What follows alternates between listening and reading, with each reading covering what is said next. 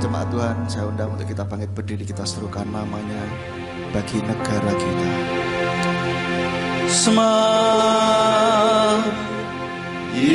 Israel, Yahweh Eloheinu,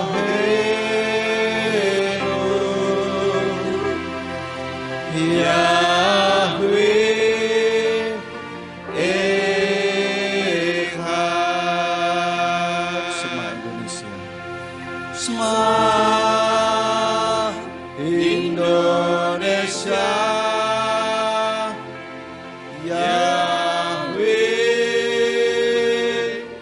Eloheinu,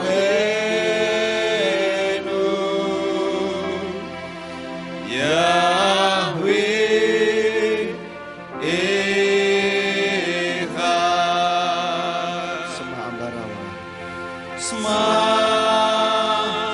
Ambarawa, Yahweh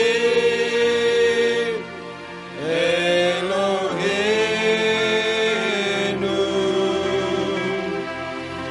Yahweh Echad.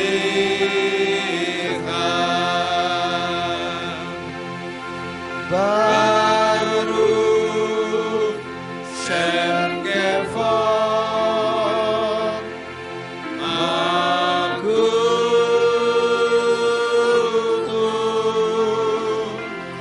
Le'olam Vaed. Biarlah tidak hanya Israel yang mengetahui bahwa Yahweh adalah Tuhannya, biarlah juga Indonesia dan Ambarawa boleh mengetahui bahwa Yahweh adalah Tuhannya, dan Yahweh adalah Tuhan semesta alam, Tuhan segala roh. Terima kasih Bapa Yahweh, kami bersyukur menjadi umat-Mu. Engkau sudah memilih kami sehingga kami boleh mengenal nama-Mu yang benar ya Bapa. Itu merupakan suatu anugerah yang besar bagi setiap kami. Oleh karena itu Tuhan, pada pagi hari ini kami memuji memuliakan nama-Mu, dan biarlah setiap puji-pujian yang sudah kami naikkan ke hadirat-Mu boleh berkenan di hadapan-Mu. Engkau disukakan ya Bapa, sehingga Engkau bekerja melawat setiap kami ya Bapa. Kami yang datang dengan sakit penyakit, Tuhan memberikan kesembuhan ilahi bagi setiap kami. Kami yang datang dengan kelemahan iman, Tuhan memberikan kekuatan yang baru bagi kami. Dan kami yang datang dengan kebimbangan, Tuhan memberikan ketetapan hati bagi setiap kami. Dan bahkan kami yang datang dengan keputusasaan, Tuhan memberikan harapan yang baru bagi setiap kami, sehingga kami boleh hidup berkemenangan di dalam Engkau ya Bapa. Dan jika ada kuasa kegelapan yang berusaha untuk mengambil firman-Mu dari dasar hati kami bersatu hati, kami tolak, kami usir di dalam nama Yeshua HaMasiah.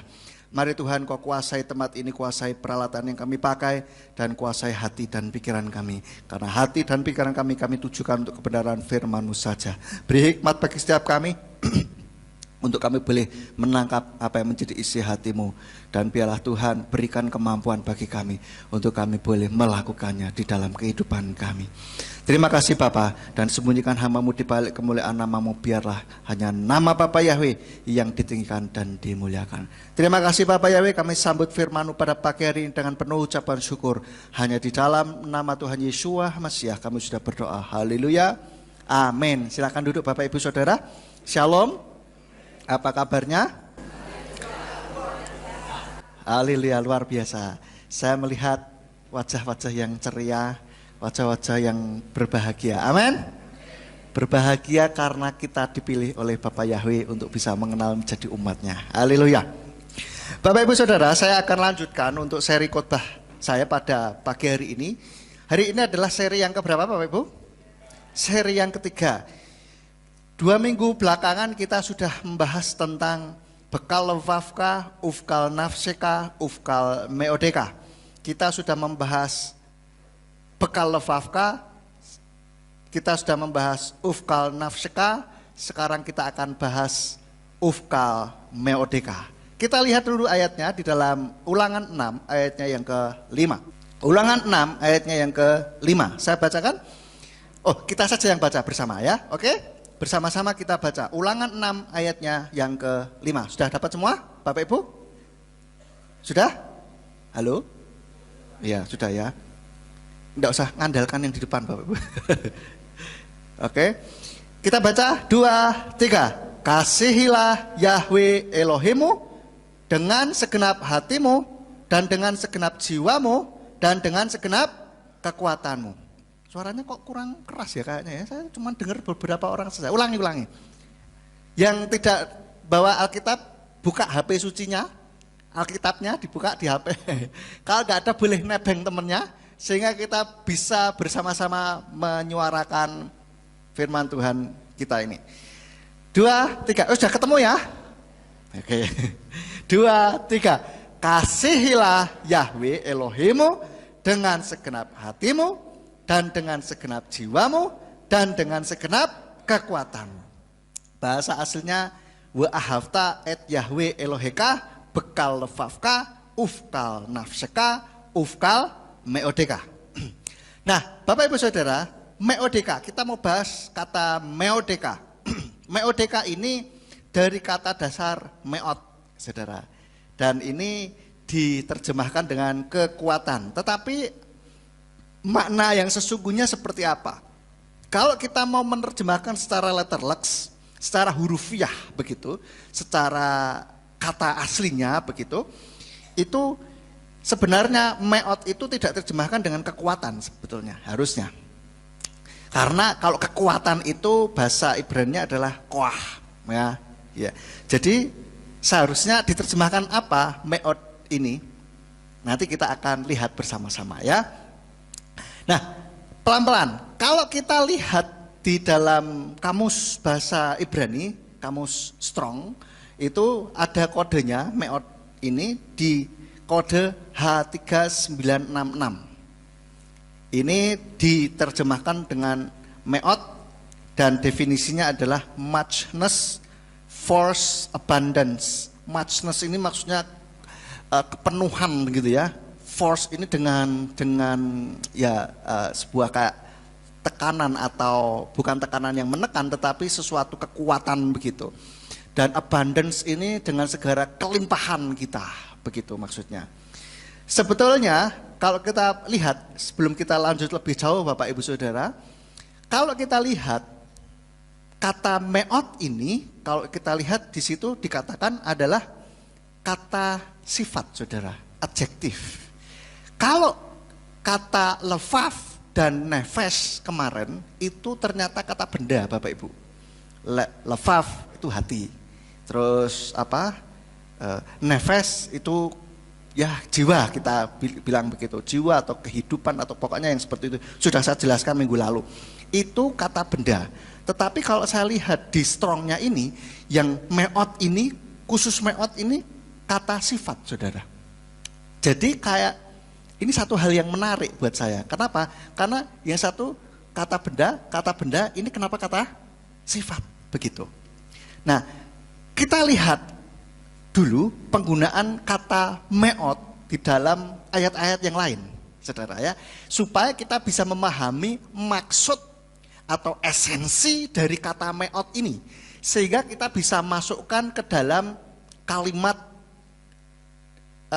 Ulangan 6 ayat 5 tadi ya, mengasihilah Yahwe Elohimmu dengan segenap hatimu, dengan segenap jiwamu dan dengan segenap kekuatanmu. Kita masukkan di situ nanti kalimatnya. Coba kita lihat yang pertama, penggunaan kata meot di dalam Alkitab di ayat yang lain. Kita lihat di dalam Kejadian 1 ayat yang ke-31.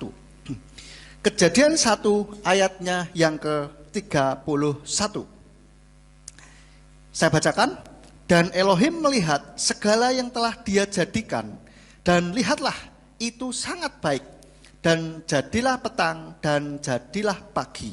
Itulah hari ke-6. Bapak Ibu Saudara, kalau di dalam bahasa aslinya bunyinya seperti ini. Wayara Elohim et kal asher asa wahinetov meot wa yehi eref wa yehi boker Yom Hasisi. Saudara lihat, hinetov meot itu maksudnya sangat baik lihatlah itu sangat baik. Jadi tof itu, kalau kita lihat tof itu baik, meot itu sangat. Berarti kata meot di dalam ayat ini, Kejadian 1 ayat 31 ini adalah maksudnya apa? Sangat. Tof meot, sangat baik. Oke, yang pertama. Lalu yang kedua kita lihat arti atau penggunaan kata meot di ayat yang lain. Kita lihat Kejadian 7 ayatnya yang ke-18. Kejadian 7 ayat 18. Saudara kita lihat, dan air itu semakin hebat dan bertambah-tambah banyaknya di muka bumi, dan bahtera itu bergerak terapung-apung di atas permukaan air. Bahasa aslinya saya bacakan, wayikbru hamayim wayirbu meot al haaretz wa telah wa tefah al penei hamayim. Kita perhatikan kata semakin hebat. Di dalam bahasa aslinya disebutkan wayirbu meot. Wayirbu meot ini semakin hebat. Dan meot di sini berarti semakin. Ya, saudara, kita bisa dapat dua ya penggunaan kata meot. Jadi sangat yang pertama, yang kedua semakin. Lalu yang ketiga kita lihat Kejadian 4 ayatnya yang ke-5. Kejadian 4 ayat yang ke-5. Dan kepada Kain dan pada persembahannya dia tidak berkenan. Dan Kain menjadi sangat gusar dan wajahnya menjadi muram. Bahasa aslinya Wo'el Kain Wo'el minkato losaah wayikar lekayin meot meot wayiplu panai. Meot wayiplu maksudnya sangat gusar. Di sini meot maksudnya sangat, saudara. Nah, sekali lagi kita lihat.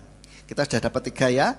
Sekali lagi kita lihat di ayat 1 Samuel pasalnya yang ke-11 ayat yang ke-15. Kecepatan enggak, saudara? Enggak ya? Oke, sip. 1 Samuel 11 ayat 15. Dan seluruh rakyat pergi ke Gilgal serta menjadikan Saul memerintah di sana, di Gilgal, di hadapan Yahwe. Dan mereka mempersembahkan korban-korban pendamaian di sana di hadapan Yahwe. Dan Saul serta seluruh bangsa Israel sangat bersukacita di sana. Nah, kita lihat ayat aslinya bunyinya seperti apa? Wayelku kal haam hagilgal wayamliku sam et Saul libnei Yahwe bagilgal wayispeku sham zefakim slamim libnei Yahwe wayisma sam Saul wekal ansei Yisrael al meot. Nah, terakhir al-meot. Di sini meot kalau saya lihat di bahasa aslinya ada terjemahannya itu sangat juga, saudara. Di situ karena sangat bersuka cita di sana. Jadi maksudnya kalau ayat ini di sana sangat bersuka cita, begitu loh.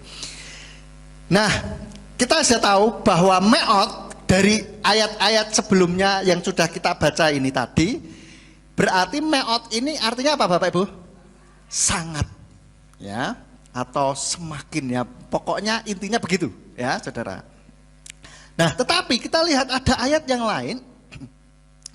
Kalau menunjukkan ekspresi yang benar-benar sangat banget gitu ya, itu dipakai 2 kali meotnya. Jadi meot gitu, saudara. Kita lihat ayatnya di dalam Kejadian 30 ayatnya yang ke-43. Kejadian 30 ayatnya yang ke-43. Dan orang itu menjadi bertambah sangat kaya dan banyak kawanan domba menjadi miliknya. Dan hamba-hamba perempuan dan hamba-hamba lelaki dan unta-unta dan keledai-keledai jantan. Bahasa aslinya bunyinya seperti ini.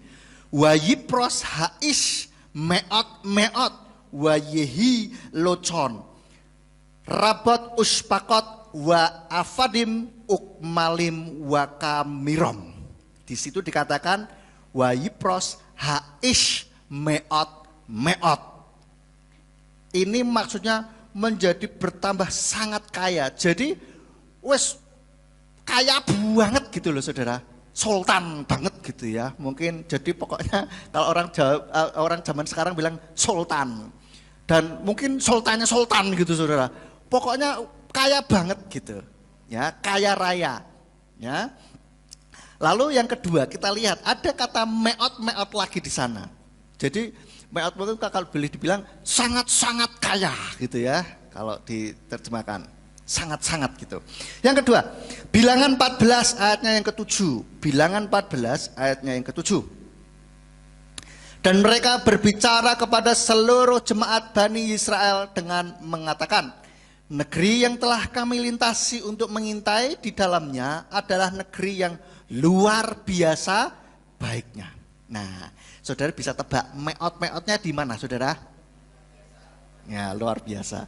Kita lihat wayomeru elkal adat bene Israel lemor haaretz asher afarnu falatur otatofa haaretz meot. Ya, artinya tanah yang itu tuh sangat baik. Nah, kita lihat ini Tuhan memang menyediakan tanah atau tanah perjanjian yang dijanjikan oleh Tuhan kepada bangsa pilihannya ini betul-betul sangat baik atau luar biasa baiknya. Nah, kita bisa ambil kesimpulan dari sini bahwa kata meot ini bisa diterjemahkan dengan kata sangat. Tapi kalau kita masukkan ke dalam kalimatnya yang tadi, wa ahafta et Yahweh Eloheka bekal levavka, itu dengan segenap hati atau jantung kita ya, kalau mau letter lex ya. Lalu ufkal nafseka dengan segenap jiwa kita atau sesuatu yang hidup di diri kita. Ufkal meodeka berarti dengan sangat kamu. Koyoknya kok nek di bahasa Indonesia kurang pas saudara, bener gak? Sangat kamu tuh gimana maksudnya kan begitu. Kayaknya kok makanya tidak diterjemahkan dengan sangat kamu saudara. Nah kalau diterjemahkan dengan sangat kamu, secara logika bahasa Indonesia nggak masuk saudara, nggak masuk. Atau kalau bisa dikatakan kamu banget gitu. Kalau bahasa gaulnya, kamu banget dengan segenap hatimu, dengan segenap jiwamu, dan dengan kamu banget. Kalau logikanya kurang masuk gitu kan. Nah, saya renung-renungkan, ini bisa berarti kalau kamu banget ini adalah sesuatu yang khas dari diri kita. Kamu banget gitu loh. Atau kalau kita sering pernah dengar Indonesia banget. Apa? Yang benar-benar khasnya Indonesia, betul saudara. Betul ya? Jadi kalau boleh saya katakan, ini ketika kita mengasihi Yahweh, itu biarlah juga berasal dari diri kita yang khasnya kita ini apa gitu loh saudara.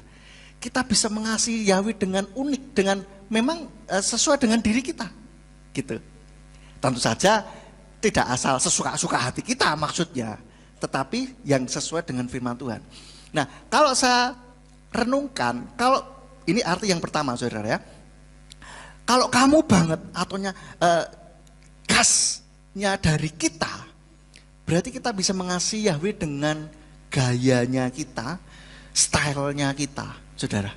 Jadi tidak terbatas pada sebuah sebuah keharusan yang misal dalam kita mengasihi Yahweh beribadah, oh harus begini, harus begitu, harus yang tenang, yang khusyuk, yang model seperti pokoknya liturgi sekali, itu tidak harus.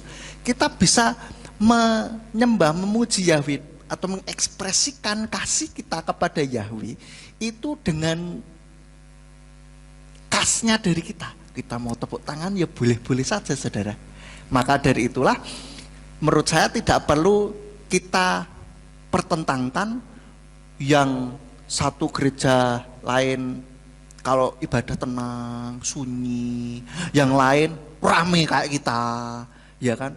Menurut saya itu sah-sah saja selama itu tidak melanggar firman Tuhan, baik-baik saja, enggak apa salah. Yang jadi masalah kalau tidak sesuai dengan firman Tuhan. Ada yang sepertinya kayak bebas banget terus akhirnya kebablasan. Akhirnya masuklah kedagingan, saudara. Kedagingan itu artinya benar-benar emosi manusianya ini loh yang tidak terkontrol. Bukan dari Tuhan lagi, tidak didasari kasih kepada Tuhan lagi, tetapi didasari dengan ego. Nah, ini yang salah, sudah. Gitu. Saya pernah melihat ada yang dalam satu ibadah pendetanya tuh mungkin altar call atau penyembahan bagaimana begitu, ada sampai manifestasi begitu dan akhirnya jadi nggak tertib. Padahal kalau kita lihat firman Tuhan katakan bahwa Roh Kudus itu adalah roh yang membangkitkan ketertiban. Jadinya nggak karu-karuan itu orang naik mimbar, ini mimbar ada meja kayak gini dinaiki, saudara. Itu kan sudah nggak tertib, saudara. Itu sudah huraan, sudah nggak aturan gitu. Itu sudah mulai kedagingan. Nah, tidak dengan lefafka dan nafseka. Itu pakai cuma nafseka tapi egonya yang muncul gitu. Itu yang enggak baik gitu. Tuhan pingin dari lefaf, nafas sampai ke caranya kita mengasihi Yahweh itu juga semuanya ada dasarnya yaitu mengasihi Yahweh. Begitu, saudara.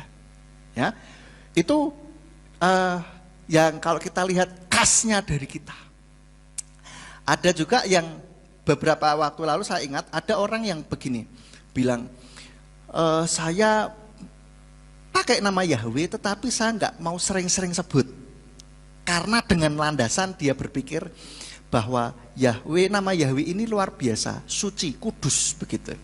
Kalau sering disebut akhirnya makna kekudusannya itu jadi terasa berkurang menurut sebagian orang. Lah terus bagaimana? Tetap disebut dengan dalam liturgi atau dalam sebuah doa penyembahan kepada Yahweh.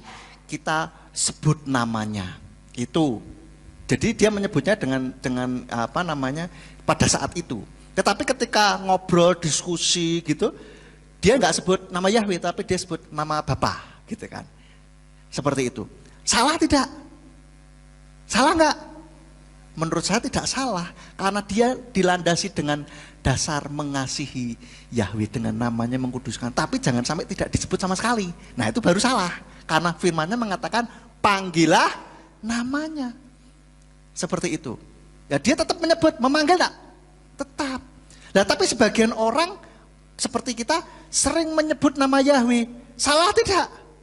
Tidak juga, karena apa? Kita dalam rangka memberitakan nama Yahweh supaya banyak orang mengerti, mengenal nama Bapa Yahweh.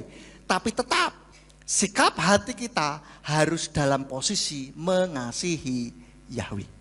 Jangan asal sebut nama Yahweh tapi hati kita nggak menyebut, tidak mengasihi Yahweh. Itu yang salah, saudara. Akhirnya memang jadi namanya jadi terkesan jadi tidak kudus, tidak sakral lagi begitu. Akhirnya kalau kita sembarangan dengan sembarangannya itu wasal nyebut dan bahkan guyonan pakai nama Bapak, itu tidak boleh. Itu yang haram. Itu yang tidak menghormati, ya, tidak disarankan seperti itu. Tidak boleh malah maksudnya. Ya. Sehingga dalam kita mengasihi Yahweh ada stylenya kita. Itu sah-sah saja menurut saya. Dengan kamu banget gitu. Yang betul-betul khas dari kita itu apa? Kita mengasihi Yahweh dengan caranya kita. Tentu saja sekali lagi cara kita tetapi yang tidak melanggar firman Tuhan. Gitu. Maka ada sebagian gereja penyembah Bapa Yahweh ada yang menggunakan sit-sit, kipa atau pasmina, silahkan saja. Asal jangan terus, harus begini. Nek sudah harus ini wes hati-hati, ya. Jadi akhirnya kalau harus jadi kayak sebuah masuk ke dalam perangkap agamawi gitu. Akhirnya jadi kayak sebuah rutinitas atau ritual yang begitu. Padahal Tuhan mengatakan meodeka, dengan kamu banget gitu lah. Kalau kita mau menggunakan sit-sit Pak, silahkan. Enggak juga enggak apa-apa gitu kan, tidak menyalahi juga gitu.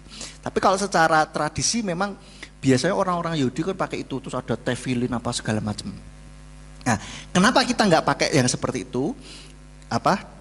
Kami di sini terutama Bapak Gembala dan saya, karena kita ini kan di gereja tempat kita ini disorot sebagai salah satu pelopornya untuk pemberitaan nama Bapa Yahweh. Maka orang kalau bilang ngomong tentang Yahweh, kalau saudara perhatikan tulisan-tulisan di internet dan bahkan tulisan secara akademis pun itu seringkali mengutip nama Bapak Gembala kita. Buku-buku dari buku-bukunya beliau begitu diambil. Nah, artinya ada sebagai jadikan rujukan. Nah, nanti kalau Bapak Gembala pakai yang selalu pakai sit-sit, pakai kipa begitu, nanti dipikirnya orang akan membawa kesan bahwa kalau pakai nama Yahweh harus seperti itu gitu. Maka Bapak Gembala mengambil keputusan kita tetap seperti biasa, tetapi tidak melarang orang pakai itu. Toh GPF juga ada yang memakai yang seperti itu, ada juga yang tidak. Jadi silahkan saja. Bahkan seperti kita di sini, Bu Christine pakai pasmina, silahkan saja. Bu Veronica juga tidak apa-apa, silahkan. So itu bukan satu hal yang dilarang begitu ya. Jadi meodeka, mengasihi Yahweh dengan kamu banget gitu. dengan khasnya kita gitu. Kayak kita mengasihi seseorang, mengasihi pasangan kita, keluarga kita, itu kan kita selalu memberikan bentuk ekspresi itu yang unik, yang kita mengekspresikan kasih kita kepada mereka itu beda dengan kasih kita kepada orang lain. Betul nggak saudara? Nah ini maksudnya yang unik gitu. Nah supaya unik ini saudara, kita juga perlu mengetahui kalau secara manusia itu bahasa kasihnya orang yang kita kasihi ya. Pernah saya bahas bahasa kasih dari Tuhan itu adalah apa? Masih ingat enggak saudara? Yaitu ketaatan. Ya, Tuhan lebih suka kita taat daripada kita melakukan banyak hal tetapi kita enggak taat. Sama seperti waktu Saul diperintahkan Yahweh melalui Samuel suruh menumpah semua musuh-musuhnya, bahkan sampai binatang-binatangnya, tetapi si Saul tidak mendengarkan. Saul ngapain? Disimpan yang baik-baik. Alasannya apa? Mau dipersembahkan kepada Yahweh. Padahal Yahweh bilang tumpah semua, habiskan. Jangan disisain. Dia sisain. Lihat lembu Nepal. Waduh, eman kalau nggak ambil nih, lihat emas, api Apple, ambil Nah, padahal Tuhan bilang suruh ditumpas. Nah ini enggak dengerin, tidak taat. Maka Yahweh marah. So, untuk supaya kita bisa mengasihi Yahweh dengan unik, dengan khasnya kita menaati firman-Nya dengan segenap kekuatan kita, dengan sebisa kita, dengan sungguh-sungguh gitu loh saudara. Ya, itu makna yang pertama dengan meodeka, sangat kamu atau kamu banget gitu. Dan makna yang kedua, ini adalah maksudnya dengan segala yang kita bisa. Dengan kemantapan, dengan keseluruhan hidup kita. Begitu. Bisa juga dikatakan yang terbaik dari kita. Kamu banget, yang kita ini gitu. Tidak setengah-setengah gitu. Mantep mengikut Bapa Yahweh. Amin. Katakan kanan kiri, mantep mengikut Bapa Yahweh. Mantep saudara. Enggak apa-apa. Justru kita ya dalam mengasihi Yahweh dengan meodeka, dengan segenap meod kita, dengan sangat kita. Ini artinya kita benar keseluruhan diri kita ini di sana gitu. Keseluruhan hidup kita, diri kita mengasihi Yahweh. Amin. Nah, ini loh saudara. Mari kita renungkan. Selama ini kita pernah nggak setengah-setengah? Atau mungkin 3/4? 3/4 kan enggak setengah-setengah, sudah lebih dari setengah. Boleh nggak? Nggak boleh. Di sini katakan meot kok. Meot itu sangat kok. Lah nek 3/4 ora sangat saudara, nggak mantep itu. Nek ibarat nimbang tuh kurang saon itu kurang mantep saudara. Betul nggak? Ibu-ibu yang biasa belanja di pasar ditimbang gitu, nek bakule nimbangnya jeglek. Masih terus ke tengah lagi nih. Saudara protes nggak? Protes kudune maglek gitu kan saudara. Tapi bisa juga jeglek, glek, glek, glek, glek. Itu pas banget, kurang mantep itu menurut saya. Tapi ya sudah lah ya, kalau orang jualan masuk misalkan beli telur kan sampai di ini banget glek, ya kasihan juga yang jual ya kan, pokoknya ya sudahlah. Tapi dalam konteks ini yang namanya mantep nek timbangan itu maglek saudara. Ya, harus maglek. Harus mantep sekali, jangan jeglek, glek, glek, glek. Ini nanti tiup angin, itu ya goyang lagi saudara. Iya toh? Begitu. Jadi kita biarlah mengasihi Yahweh dengan mantap. Jangan ada keraguan sedikit pun di dalam diri kita. Amin. Mengenai namanya mengasihi, mengenai firman-Nya ketika kita membaca, jangan ada keraguan sedikit pun. Saya katakan firman-Nya itu ya dan amin, tidak pernah salah. Kalau kita lihat, loh kok kayaknya salah, berarti yang salah kitanya yang salah. Kita salah menangkap, kita salah memahaminya. Sehingga kita pikir firman-Nya salah. Saya pernah mendengar di TikTok itu saudara, orang sudah terima Yahweh, tetapi dia mengatakan bahwa kitab Kejadian dari pasal 1 sampai pasal 7 atau berapa gitu kalau tidak salah. Dia bilang pokoknya sebagian kitab Kejadian. Itu katanya menurut Rabi, bukunya Rabi siapa begitu katanya. Itu bahwa katanya itu adalah sebuah mitos atau dongeng dari orang Yahudi. Saya pikir, loh, piye ta? Kalau orang sudah menerima nama Bapa Yahweh, melihat, membaca kitab sucinya, menganggap sebagian kitab sucinya itu adalah mitos. Wah, repot saudara, ini goyang saudara. Ini sudah tidak mantap lagi dalam mengasihi Bapa Yahweh. Sudah tidak meot saudara. Kenapa? Karena dipikirnya firman-Nya hanya dongeng kok. Dia bilang dia lebih mengutamakan ilmu pengetahuan katanya. Dia bilang begini, kalau ngomongin hal kerohanian, lihat Alkitab. Tapi kalau ngomongin ilmu pengetahuan, jangan lihat Alkitab katanya. Saya pikir gimana ya, kurang pas gitu loh. Kenapa? Kalau kita mau membicarakan tentang asal-usul manusia saja, kita lebih percaya mana? Diciptakan atau berevolusi? Harusnya kita lebih percaya diciptakan. Tetapi orang ini, mungkin sebagian orang yang lain, karena dia mungkin punya masa, saya yakin mungkin jemaatnya juga demikian, akan menganggap bahwa kitab Kejadian pasal 1 tentang penciptaan terutama, itu adalah mitos.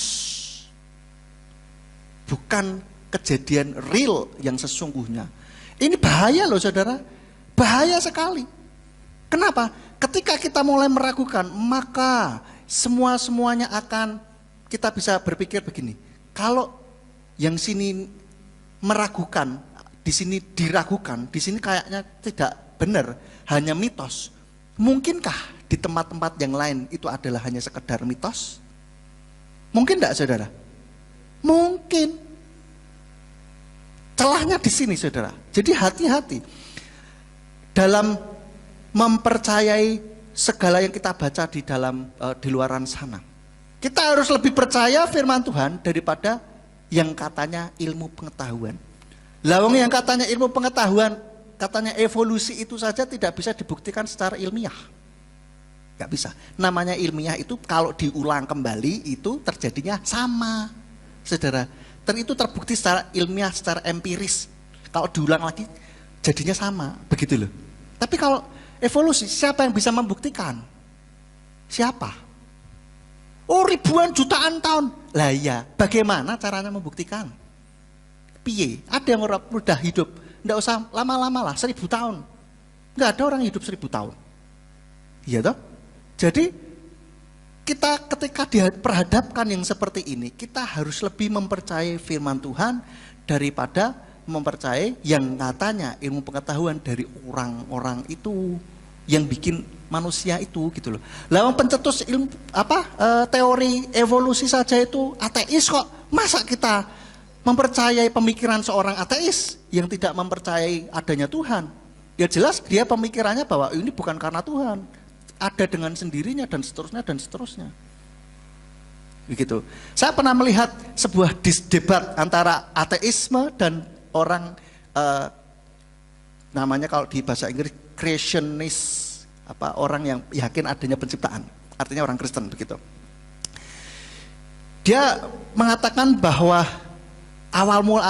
awalnya itu adalah dari mungkin kalau bumi ini dari tadinya sebuah benda terus terjadi ledakan yang luar biasa dan seterusnya dan seterusnya. Itu dia mempercayai hal itu. Tapi kalau kita lebih mempercayai pribadi Tuhan yang Maha Kuasa, saudara lebih kalau kita ngomong-ngomong ini ya, sebuah logika secara manusia gampang-gampangan aja. Lebih percaya mana? Benda atau pribadi Tuhan yang Maha Kuasa? Lebih keren mana istilahnya kalau secara goblok-goblokannya saudara ya? Lebih keren kalau kita mempercayai memang adanya sebuah pribadi yang Maha Kuasa yang menciptakan alam semesta ini. Nah, dari mana awalnya Tuhan? Nah, ini kita tidak bisa menyelami kemahakuasaan Tuhan. Kalau semuanya itu harus masuk akal kita yang hanya sekedar sebesar tempurung kepala kita gak akan mampu. Ibarat kita mau menampung air lautan di dalam ember. Nggak usah ember lah, di dalam toren yang gede itu, sak gede-gedenya toren saudara, itu gak akan bisa masuk air di lautan. Betul? Maka kita tidak bisa menyelami hikmat Tuhan yang luar biasa itu. Ketika kita sampai di situ, pemikiran kita sudah mentok, kita sudah tidak bisa memikirkan hal itu lagi. Apa yang harus kita lakukan? Kita menundukkan pikiran kita di bawah kaki firman Tuhan. Menawan pikiran kita di bawah kaki Kristus Hamasyah, saudara. Seperti itu. Ya, saya pernah membahas tentang hal ini, menawan pikiran. Jadi seperti itu saudara, dengan segala yang kita bisa, apapun yang kita lakukan, yang kita bisa lakukan dengan dasar kasih kepada Tuhan. Maka dari hati, dari kehidupan kita, dari yang kita lakukan, itu semuanya dasarnya kasih. Kalau dibelek itu love gitu loh saudara. Kalau kartunnya saudara ya, itu dasarnya kasih. Jadi bukan karena kita dasarnya takut masuk neraka lah, pengen masuk surga lah, pengen dapat berkat lah, pengen dapat mujizat lah. No, tetapi kita dalam menjalani setiap kehidupan kita, apalagi kita dalam memuji menyembah Bapa Yahweh, itu didasari dengan kasih kepada Dia. Karena cinta kita kepada Dia, saudara. Amin. Ini saudara yang kita bisa lakukan. Jadi secara makna meodeka ini dengan kemantapan keseluruhan yang ada pada kita yang terbaik, pokoknya semuanya lah untuk Tuhan gitu ya. Dan sekarang kita lihat di dalam Septuaginta menerjemahkan meodeka itu dengan kekuatan, yang artinya kekuatan dinameos. Itu Septuaginta ini Alkitab Perjanjian Lama bahasa Yunani. Saya bukan berarti merujuk kepada Yunaninya, tetapi saya mau katakan bahwa itu kan yang menerjemahkan rabi-rabi, gitu kan? Katanya rabi ini menerjemahkan meodeka ini dengan kekuatan. Lalu kalau terjemahan dari bahasa Aram itu menerjemahkan meot ini dengan kata yang berarti kekayaan. Jadi kalau kita ngomong yang benar yang mana? Tergantung kita mau ngomong tentang secara letterleks atau secara makna. Sama kayak lefaf kemarin itu. Lefaf itu secara letterleks apa saudara? Jantung. Tapi maknanya apa? Hati. Sama kayak bahasa Inggris. Heart. Heart itu selama ini diterjemahkan apa? Hati. Heart attack. Serangan jantung. Lah bener yang bener jantung apa hati? Nah, tergantung konteksnya. Mau letterleks atau mau secara makna. Oke. Jadi yang bener yang mana? Kita lihat kalau secara makna termasuk kekuatan, kekayaan ini pun termasuk adalah yang ada pada kita, yang bisa kita lakukan. Betul nggak saudara? Kita bisa melakukan sesuatu tidak hanya dengan kekuatan otot kita saja, tetapi kita bisa melakukan sesuatu dengan kekuatan kekayaan kita. Harta benda kita dengan kekuatan harta yang Tuhan berikan kepada kita, kita juga bisa melakukan sesuatu kepada Tuhan. Ya, kita kembalikan untuk Tuhan. Dengan kekuatan fisik kita ataupun dengan kekayaan yang kita punya. Tapi bukan berarti terus oh kalau gitu ini hawa-hawanya atau bau-baunya kayak suruh nyumbang nih. Enggak saudara, saya tidak ada pikiran untuk mari jemaat kita sumbangkan dengan kekuatan. Enggak, saya enggak mau seperti itu. Biasanya kalau yang saya lihat kalau pendeta-pendeta yang lain di luar sana itu kan ngomongin berdasarkan firman Tuhan, habis itu akhir ujung-ujungnya apa? Suruh nyumbang. Supaya apa? Dengan supaya jemaat itu nyumbangnya lebih banyak gitu loh. Karena sudah ada dasarnya ayat dijelaskan dan sebagainya, bahkan menuai 2 kali lipat, benar berkali lipat, 100 kali lipat dan seterusnya. Supaya tambah semangat nyumbangnya gitu. Enggak, saya enggak minta itu. Tapi saya mau jelaskan termasuk ini bahwa apa yang kita punya, apa yang ada pada kita gunakan untuk kita mengekspresikan bahwa kita ini mengasihi Yahweh, saudara. Kita boleh punya kekuatan yang luar biasa. Kita apa? Melakukan. Kita punya energi yang besar. Kita lakukan apa yang bisa kita lakukan untuk Tuhan. Kita melakukan untuk Tuhan ini tidak harus, tidak terbatas hanya pada di dalam gereja. Tetapi dengan sikap hati, motivasi kita untuk memuliakan Dia, untuk kemuliaan namanya, itu pun adalah bentuk kita mengasihi Yahweh. Bahkan Yesua mengatakan ketika ditanya hukum yang paling utama, Tuhan katakan ini, wa'afta et Yahweh Elohika, bekal lefafka, bekal nafseka, ufkal nafseka, ufkal meodeka.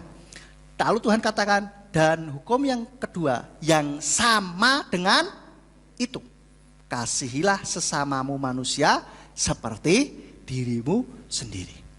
Artinya apa?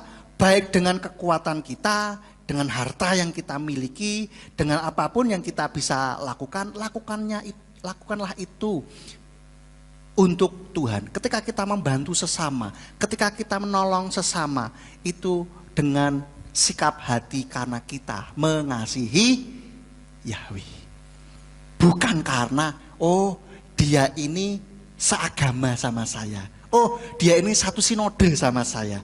Dia ini pernah ke gereja GPF Surya Kebenaran Ambarawa, jadi tak bantunya. Bukan karena itu, tetapi karena kita mengasihi Yahweh. Jelas sampai sini Bapak Ibu Saudara ya?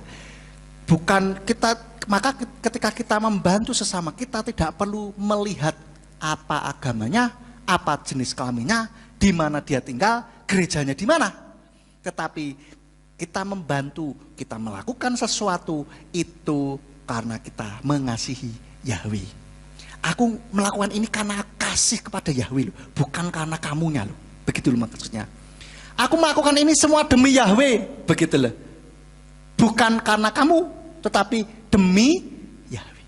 Kan kita mengasihi sesama kan, mengasihi seseorang yang kita betul-betul kita kasihi. Misalkan kita ini contoh lah, kita tidak mau pergi ke mana, diajak ke mana liburan, capek gitu kan misalkan. Aku enggak mau ke sana sebetulnya, tapi karena kamu yang ngajak, karena demi dia yang kita kasihi, maka kita rela melakukannya. Tapi bukan terpaksa. saudara. Ya. Bukan terpaksa, tapi karena ya demi mengasihi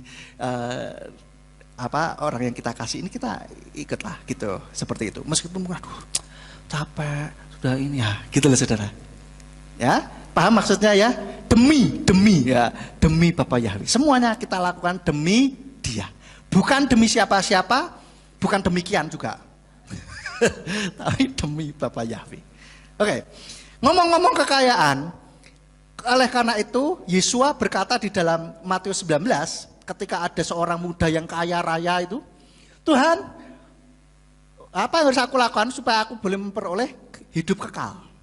Katanya. Lalu Tuhan katakan, jangan membunuh, jangan mencuri, jangan berzina, jangan satu dosa dan seterusnya. Lalu orang muda ini bilang apa? Oh, saya sudah melakukan itu sejak masa mudaku. Apalagi yang kurang? Oh, nantang saudara, keren gak ini orang? Apalagi yang kurang? Lalu Tuhan Yesus katakan di dalam Matius 19 ayat 16 sampai 24. Kita lihat Matius 19 ayat 16 sampai 24. Nah, kita baca dulu aja ya. Saya bacakan kisahnya nih. Dan lihatlah, seraya mendekat seseorang berkata kepadanya, Guru yang baik, kebaikan apakah yang harus aku lakukan supaya aku memperoleh hidup yang kekal? Dan dia berkata kepadanya, mengapa engkau mengatakan aku baik? Tidak ada seorang pun yang baik kecuali satu, Elohim. Namun jika engkau ingin masuk ke dalam hidup, peliharalah perintah-perintah. Dia berkata kepadanya, yang mana? Ngeren nih saudara, perintah yang mana? Aku siap melakukan, gitu maksudnya. Dan Yesus berkata, jangan membunuh, jangan berzina, jangan mencuri, jangan bersaksi dusta, hormatilah ayah dan ibumu, dan kasihilah sesamamu seperti dirimu sendiri. Wah, ini yang keren jawabannya nih. Orang muda itu berkata kepadanya, aku sudah memelihara semua itu sejak kecilku. Apakah yang masih kurang? Nantang saudara, keren ini. Yesus berkata kepadanya, jika engkau ingin menjadi sempurna, pergilah, jualah apa yang menjadi milikmu, dan berikanlah kepada orang miskin, dan engkau akan memperoleh harta di surga, dan marilah ikutlah aku. Dan setelah mendengar perkataan itu, anak muda itu pergi dengan bersedih karena dia memiliki banyak harta. Dan Yesus berkata kepada para muridnya, sesungguhnya aku berkata kepadamu bahwa seorang kaya akan dengan susah payah masuk ke dalam kerajaan surga. Dan lagi aku berkata kepadamu adalah lebih mudah seekor onta masuk melalui lubang jarum daripada seorang kaya masuk ke dalam kerajaan Elohim.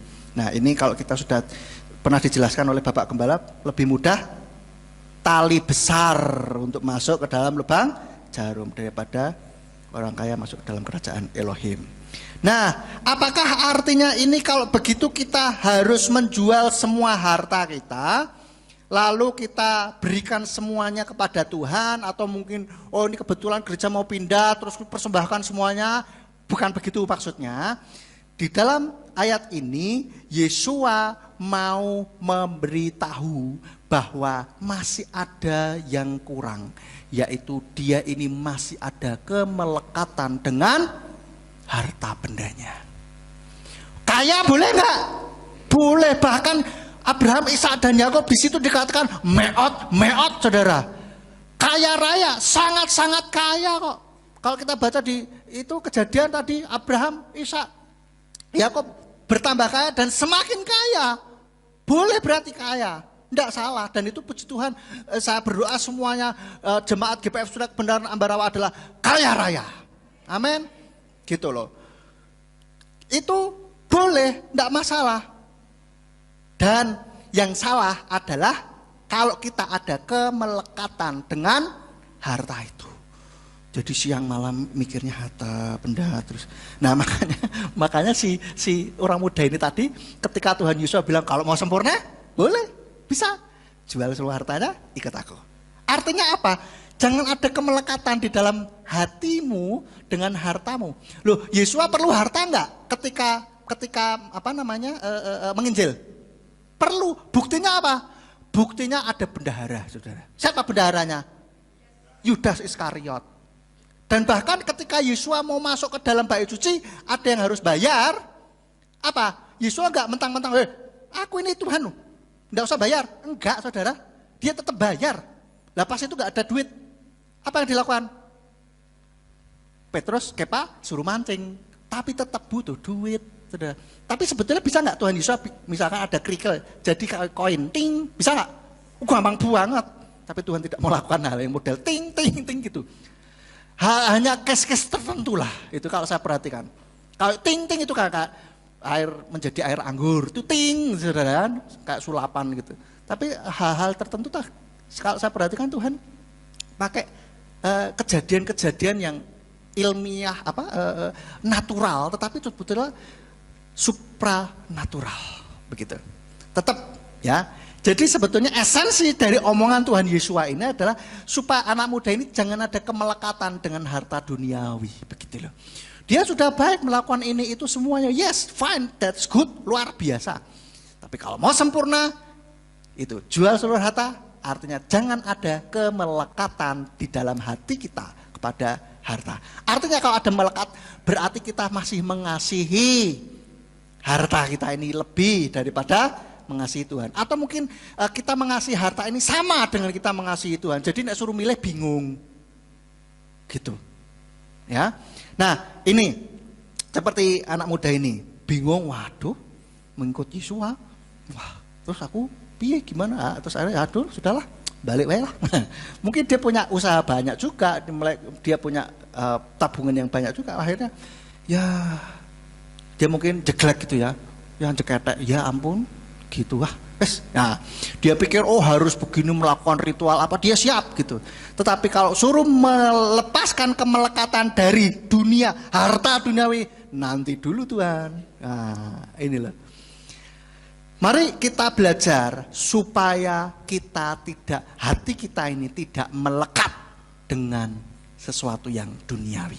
Karena harta duniawi ini tidak kekal. Meskipun kita memang hidup di dalam dunia masih butuh harta, tetapi jangan sampai kita melekat gitu loh. Kemelekatan ini yang tidak baik, ya.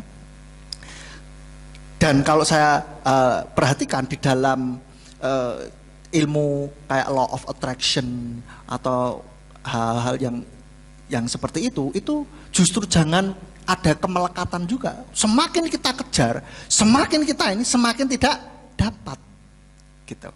Maka ketika kita bekerjalah dengan sungguh-sungguh seperti untuk Tuhan, maka berkat itu akan ngikutin. Amin.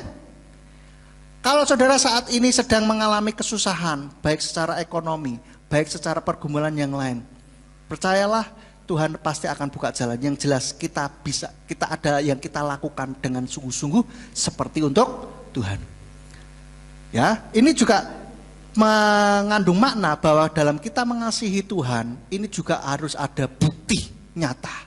Jangan hanya dari dasar hati dan katanya aku mau mengorbankan nyawa seperti si Kepa. Sekalipun yang lain meninggalkan engkau, aku tidak akan meninggalkan. Tapi nyatanya ketika Yesua sedang diadili, si Kepa ditanyain sama anak kecil, loh kamu lah sama dia barengan tuh? Oh enggak, langsung dia ya. Jadi ketika kita mengasihi Yahweh, bekal lefafka, ufkal nafseka, ufkal meodeka, itu tidak hanya dengan hati dan kita katanya rela mengorbankan nyawa kita, tetapi kita buktikan dengan kekuatan kita, dengan apa yang kita lakukan sehari-hari kita ini, saudara. Jadi intinya dalam kehidupan kita ini, intinya adalah kasih kepada Yahweh. Jadi ketika kita buka toko, buka warung, bekerja di mana? Kantor, bekerja di sebuah tempat, di institusi, dimanapun, apapun yang kita lakukan, itu atas dasar kasih kita kepada Yahweh.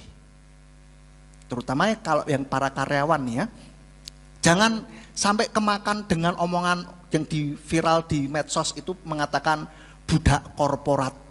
Ya, pernah melihat di scroll itu budak korporat katanya. Kita kerja mati-matian, yang kaya bosnya, gitu kan. Ini pola pikir yang salah. Kalau saudara berpikir yang seperti itu, maka akan ya jadilah begitu aja gitu akhirnya. Beneran jadi budak begitu. Rasanya kerja ini dengan roso gitu ya. Roso ini setengah mati gitu. Tetapi rekoso maksudnya. Maaf, bukan roso. Roso itu kuat ya. Rekoso banget gitu. Rekoso banget. Aduh, itu ya. Akhirnya kerja tidak dengan sungguh-sungguh. Tapi kalau kita bekerja karena atas dasar kita mengasihi Yahweh. Ini mengasihi Yahweh karena apa? Pekerjaan ini berkat dari Bapa Yahweh. Kita akan mengerjakannya dengan sukacita. Beda saudara. Rasanya beda, kualitasnya juga akan beda hasilnya. Dan yang kita dapatkan juga pasti akan berbeda. Oleh karena itu, penuhi hati kita dengan kasih kepada Bapa Yahweh. Ayat yang terakhir. Kolose 3 ayat 23.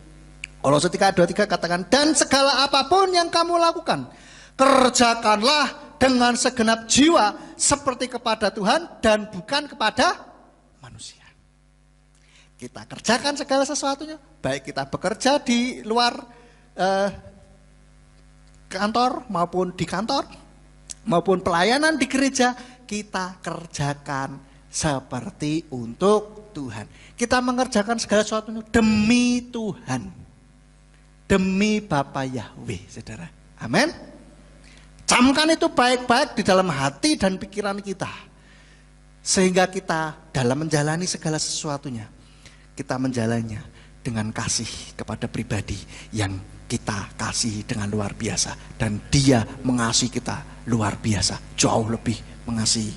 Ya. Jadi kesimpulannya kembali ke perintah yang terutama. Wa ahavta et Yahweh Eloheka bekal lefafka ufkal nafseka ufkal meodeka.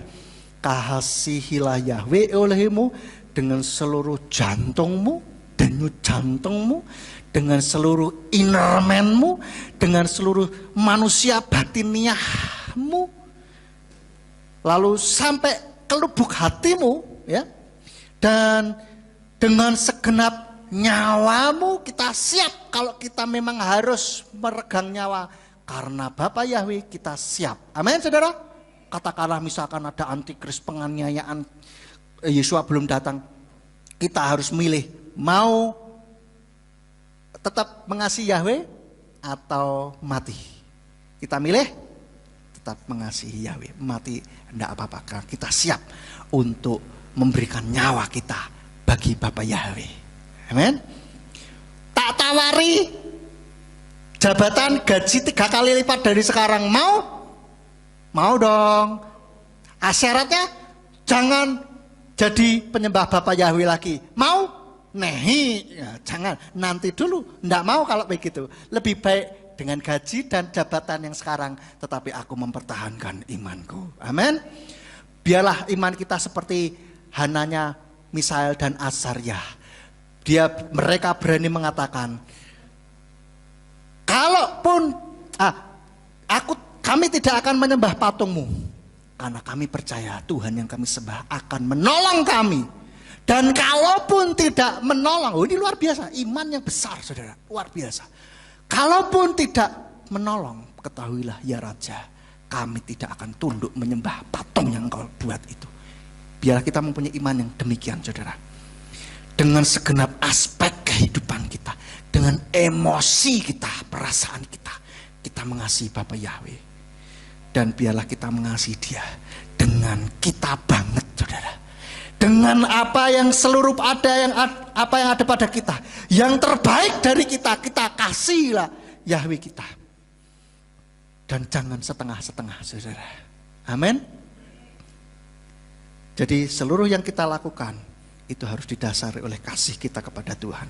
Dari sikap hati, motivasi, dan bahkan yang kita perbuat, caranya, semuanya itu dasarnya adalah karena kita mengasihi Dia dengan segenap hati, jiwa, dan meot kita. Amin. Buat firman Tuhan, biar firman itu menjadi kol HL yang berbicara kuat di dalam hati setiap kita. Mari kita bangkit berdiri, kita pujikan. Kekuatan di jiwaku, ketenangan batinku hanya ada di dalam hadirat-Mu. Saudara, renungan firman yang sudah kita dengar pada pagi hari ini. Kirabagasikaya tabasikaya. Roh Kudus berbicara dan menguatkan setiap orang.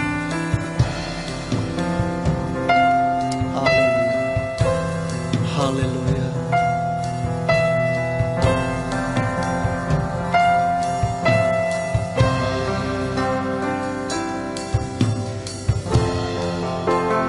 Kekuatan di jiwaku,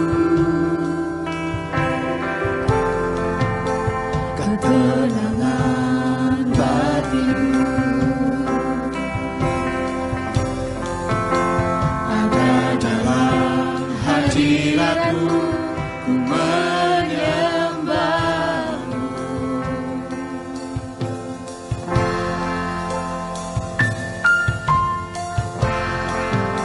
Tersungkurku di kakimu, rasakan hadiratmu.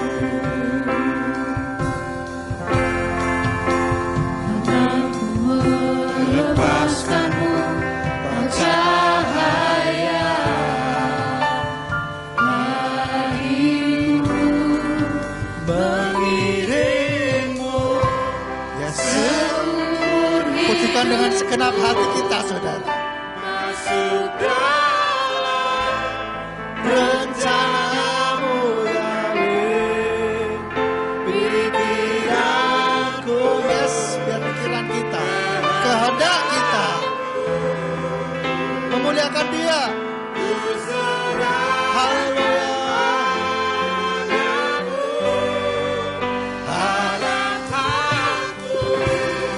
Hanya di dalamku ku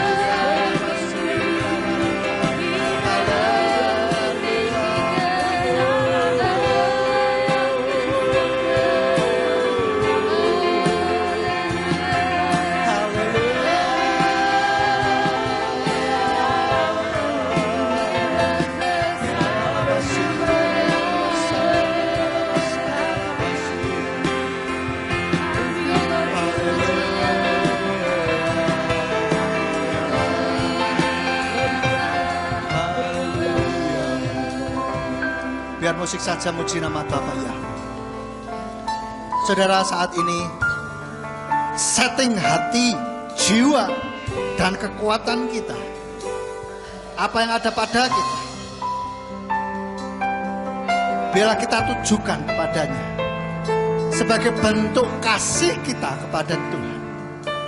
Mari kita renungkan dan kita bicara kepada batin kita, bicara kepada hati kita masing-masing. Berbicara mulai saat ini, mengasihi Yahweh dengan segenap hati kita, segenap inner man kita, segenap nyawa kita. Dan apapun yang kita lakukan untuk kemuliaannya, demi kasih kita kepada Yahweh. Saudara, rasakan kasihnya saat ini.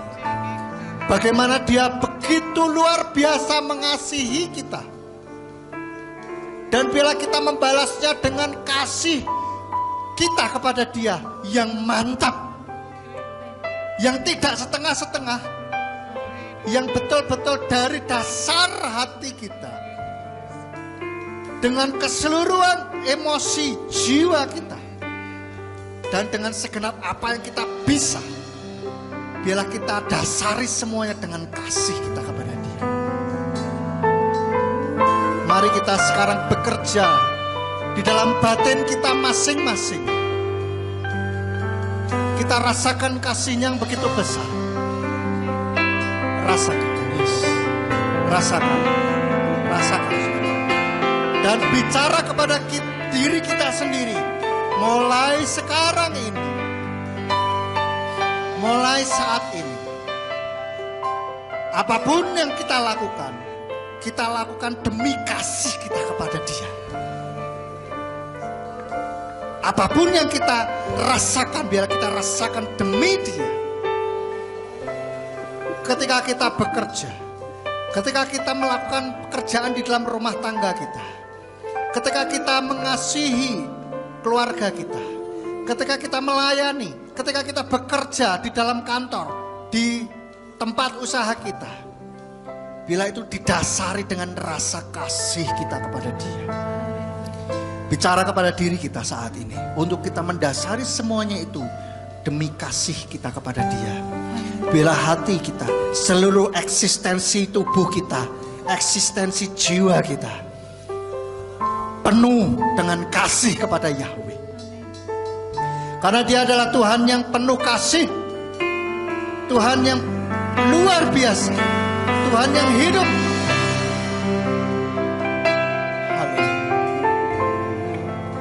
Bapak Yahweh, meteraikan firman yang sudah kami dengar pada pagi hari ini di dalam hati setiap kami semua yang mendengarkan, dan bahkan juga kepada hamba-Mu yang menyampaikan. Biarlah firman ini boleh termeterai di dalam hati sanubari kami, jiwa kami, bahkan di dalam manusia, roh kami, manusia yang paling dalam, inner man kami. Terpatri kasih kami kepadamu Tuhan. Tambah-tambahkan kasih, biar kami boleh mengasihimu lebih lagi, semakin hari semakin lebih lagi Tuhan. Sehingga dalam kami mengiring Engkau, yang kami tuju hanyalah pribadimu, karena kami mengasihi Engkau Tuhan. Kami tidak mau mengejar harta, kami tidak mau mengejar mujizat dan berkat-Mu saja semata-mata untuk itu, tidak.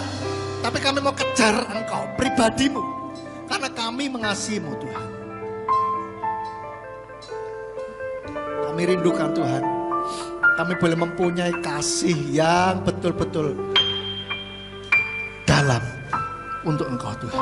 Ajari kami untuk kami boleh melakukannya di dalam kehidupan kami Tuhan. Terima kasih buat kasih-Mu. Terima kasih Bapak Yahweh. Kami percaya firman yang sudah kami dengar boleh termeterai di dalam hati sanubari kami. Dan mulai sekarang kami melakukan segala sesuatunya karena kami mengasihi Bapa Yahweh. Terima kasih Bapak, terima kasih buat firman-Mu ini. Hanya Hanya di dalam nama Tuhan Yeshua HaMasiah kami sudah berdoa. Haleluya. Amin. Silakan duduk Bapak Ibu Saudara. Bapak Ibu Saudara, terus dukung doa dan dukung Surya Gerisim. Ini kemarin Ilin dan Nathan mengikuti lomba. Ilin juara 2 dan Nathan meskipun tidak juara tapi penampilannya luar biasa. Dia itu dulu takut tampil di panggung, Saudara. Tapi sekarang Saudara lihat tadi PD-nya luar biasa, Saudara. Ada perubahan yang luar biasa di dalam anak-anak kita. Terus doakan mereka supaya terus berkembang menjadi pribadi yang semakin baik dan dipakai oleh Bapak Yahudi dengan luar biasa. Dan Bapak Gembala dengan Ibu Gembala saat ini sedang ada di Bandung, karena nanti malam akan pelayanan di GPF di Bandung, dan sekalian mengantar kakak saya besok pagi akan terbang kembali ke Amerika. Terima kasih untuk dukungan dan sambutannya untuk kakak saya, dan terus dukung doa supaya Bapak Gembala dan Ibu bisa kembali ke tempat ini dengan baik tanpa ada satu kekurangan apapun. Rencana kembali hari Selasa untuk di Jakarta. Baik, itu saja. Mari kita akan bangkit berdiri, kita akhiri ibadah kita pada pagi hari ini. Bapak Yahweh, kami mengucap syukur buat ibadah pagi yang sudah Engkau berkati sehingga kami boleh menjalaninya, melakukannya dengan baik dari awal hingga akhirnya. Biarlah semua ini untuk kemuliaan bagi nama Bapak Yahweh. Engkau memberkati setiap puji-pujian yang sudah kami naikkan ini, dan juga setiap apa yang sudah kami lakukan, biarlah menyenangkan hati-Mu, dan Engkau bekerja di dalam setiap kehidupan kami. Dan Bapak, kami memberkati setiap anak-anak-Mu yang sudah bertugas pada pagi hari ini. Engkau berkati dengan berlipat kali ganda, berkati pelayanan mereka, berikan urapan-Mu lebih lagi, supaya di dalam pelayanan kami boleh memberikan semakin baik untuk kemuliaan nama-Mu. Dan kami berdoa untuk setiap kami yang sudah mendengar firman Tuhan, yang sudah hadir dalam ibadah pada pagi hari ini, baik di tempat ini maupun di ruangan kami masing-masing, baik di melalui YouTube maupun radio. Tuhan memberkati, biarlah firman yang sudah kami dengari dapat kami lakukan bermeterai di dalam hati setiap kami ya Bapa, sehingga kehidupan kami boleh semakin mengasihi Engkau dengan sungguh-sungguh, dengan lebih lagi.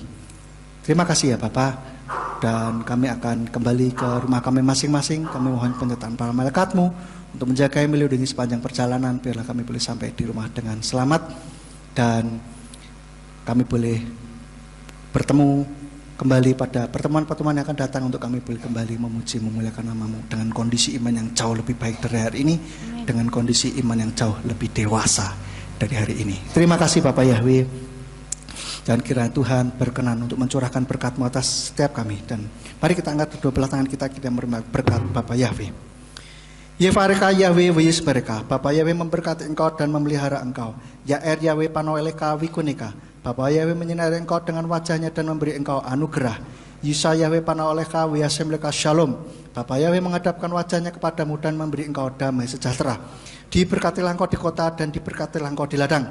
Diberkatilah buah kandunganmu, hasil bumimu dan hasil ternakmu, yakni anak lembu sapimu dan kandungan kambing dombamu. Diberkatilah bakulmu dan tempat adonanmu.